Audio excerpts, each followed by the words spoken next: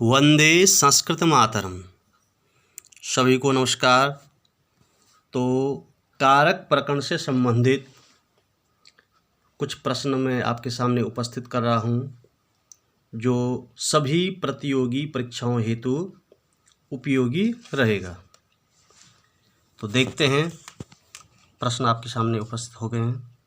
हिमवतो गंगा प्रवहति अत्र केन सूत्रेण अपादान भवति। तो भुव प्रभव आंग मर्यादा वचने जनि कर्तु प्रकृति आख्यातोपयोगी। तो इसका सही जवाब है भुवः प्रभवः। इस सूत्र से यहाँ पर अपादान होती है। प्रश्न नंबर 2 आपके सामने उपस्थित है। आधारः कतिधा। तो ऑप्शन है त्रिधा, षड्धा, चतुर्धा, पंचधा। तो 3 प्रकार के आधार होते हैं: औपश्लेषिक, वैषयिक, अभिव्यापक। तो इसका सही जवाब हो जाएगा त्रिधा। 3 प्रकार के आधार हैं। अगला प्रश्न, तीसरा प्रश्न है वैषयिकस्य आधारस्य उदाहरणं किम। एक वैषयिक होता है, 3 प्रकार के जो आधार, उसमें से वैषयिक आधार का उदाहरण क्या है? कटे आस्ते, स्थाल्याम पचति, मोक्षे इच्छास्ति, सर्वस्मिन् आत्मास्ति। तो इसका सही है मोक्षे इच्छा अस्ति या मोक्षे इच्छास्ति। अगला प्रश्न है यतश्च निर्धारणम अस्य सूत्रस्य उदाहरणम अस्ति। इसका यो यतश्च निर्धारणम कारक सूत्र का सूत्र है, कारक प्रकरण का सूत्र है। इसका उदाहरण क्या है? कटे आस्ते, स्थाल्याम पचति, सर्वस्मिन् आत्मा अस्ति, नृणाम नृषु वा ब्राह्मण श्रेष्ठ। तो बहुतों में से एक छांटा जाए तो वही यतश्च निर्धारण हुआ। तो इसका सही जवाब हो जाएगा नृणाम नृषु वा ब्राह्मण श्रेष्ठ, यानी षष्ठी और सप्तमी दोनों का हम प्रयोग वहाँ कर सकते हैं। अगला प्रश्न है यस्मादधिकम यस्य चेश्वर तत्र का विभक्ति। तो पंचमी, षष्ठी, सप्तमी, यहाँ पर जो है सप्तमी विभक्ति का प्रयोग होता है। यस्माद् अधिकम यस्य चेश्वरम तत्र सप्तमी विभक्ति भवति। अगला प्रश्न है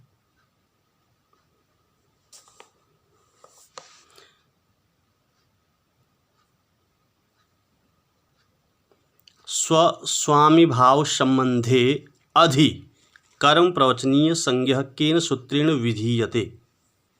यानी स्व और स्वामी के अर्थ को प्रकट करने के लिए कौन सी विभक्ति होती है?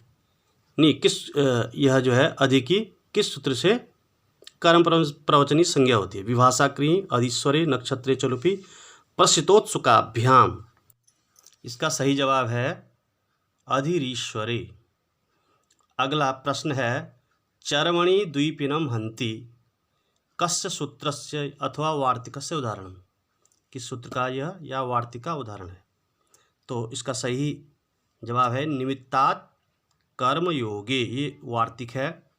और एक कारिका है चर्मणि द्वीपिनम हन्ति दंतर्यो हन्ति कुंजरम केशेषु चमरिम हन्ति सिमनी पुष्कलको हतः। यानी इस निमित्त के लिए उसको मारने के लिए यहाँ पर ये कारिका बनाई है।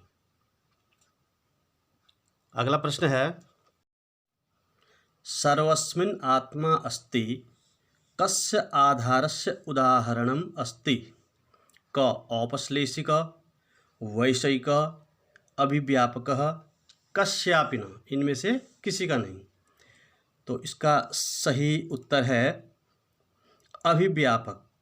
यानी अभिव्यापक का उदाहरण है सर्वस्मिन् आत्मा अस्ति।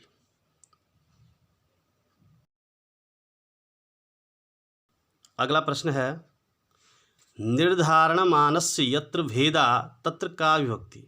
जहाँ निर्धारण किया जाता है तो वहाँ पर कौन सी विभक्ति होगी। प्रथमा, षष्ठी, पंचमी, चतुर्थी। आप भी इसका सही आंसर लिख सकते हैं कमेंट में पहले, मुझसे मेरे बोलने से पहले। तो इसका सही जवाब है षष्ठी। षष्ठी और सप्तमी दोनों का प्रयोग होता है इसमें। अगला प्रश्न है संबोधनी का विभक्ति ही। प्रथमा, षष्ठी या अष्टौ, सप्तमी। यानी संबोधन में कौन सी विभक्ति होती है। 7 प्रकार की विभक्ति होती है। प्रथमा, द्वितीय, तृतीया, चतुर्थी, पंचमी, षष्ठी, सप्तमी। उसमें संबोधन में हम किसका प्रयोग करेंगे, संबोधन किसके अंतर्गत आएगा। तो इसका सही आंसर है प्रथमा, संबोधने प्रथमा। और आप भी इसका जवाब दे सकते हैं। अपना मूल्यांकन स्वयं करना। कति कारकाणि भवन्ति। अगला जो प्रश्न है, कितने प्रकार के कारक होते हैं। तो कर्ता, कर्म च करणम, संप्रदानम तथैव च अपादानाधिकरणम इत्याहु कारकाणि षट्। तो जवाब तो दिया ही है। तो पंच, षड, अष्ट, सप्त, इसका सही आंसर होगा षड। 6 प्रकार के कारक होते हैं और 7 प्रकार की विभक्ति होती है। तो दोनों में अंतर क्या है, दोनों का हमें ज्ञान प्राप्त करना है। कारक कितने होते हैं और विभक्ति कितनी होती है। अगला प्रश्न है ग्रामम गच्छन् तृणम स्पृशति। इसको, ये थोड़ा अशुद्ध है, स्पृशति होना चाहिए इसको। यानी गांव को जाते हुए तृण का स्पर्श करता है। तो कस्य सूत्रस्य उदाहरणम अस्ति। किस सूत्र का यह उदाहरण है। अनभिते अकथितं च कर्तुरीप्सिततमं कर्म तथा युक्तं चानिप्सितम्। तो इसमें से जो घ वाला है तथा युक्तम चानिप्सितम, यह इसका सही जवाब है।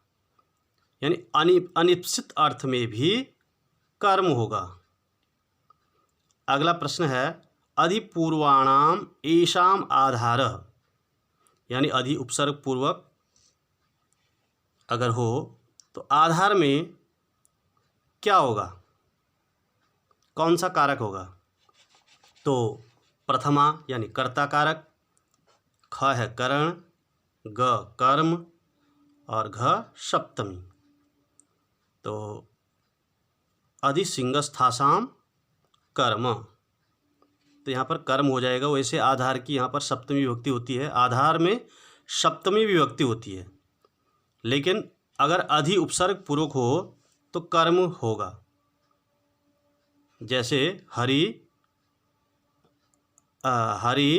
वैकुंठम अधिसेते, अधि वैकुंठम अधिसेते। अगला प्रश्न है धिक् कृष्णा भक्तम एतेषु कस्य उदाहरणम। धिक् कृष्णा भक्तम ये उदाहरण है।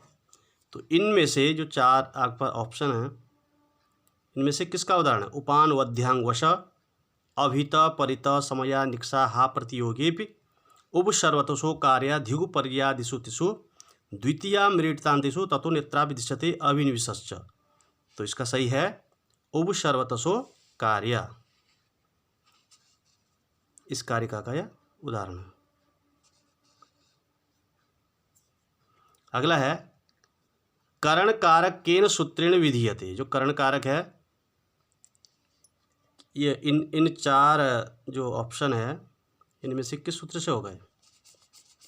तो करण कारक कर्तृकरणयोः तृतीया अनुर्लक्षणे साधकतमं करणम अपवर्गे तृतीया।